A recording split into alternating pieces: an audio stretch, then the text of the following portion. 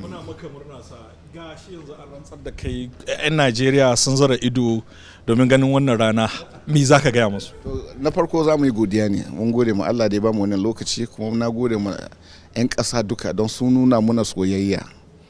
Duk support da suka ba mu mun gode musu, kuma mu ce musu ko me ya kamata mu yi za mu ɗauki mataki mu tabbatar cewa Najeriya ta samu zaman lafiya. Roƙonmu dukkanmu mu haɗa kai tare, mu gan kanmu mu so junanmu, mu yi aiki tare. Nan za mu samu duk 'yan ta'addan nan, duk waɗannan da ke kawo wannan matsala ɗin za mu gamar da su, don Allah na tare da mu, kuma mun ce musu mun gode. Mun gode da farko, kuma Allah na tare da mu, kuma za mu samu nasara. Mun tabbatar musu cewa za mu yi aiki tare da duk wanda suke son ƙasar nan.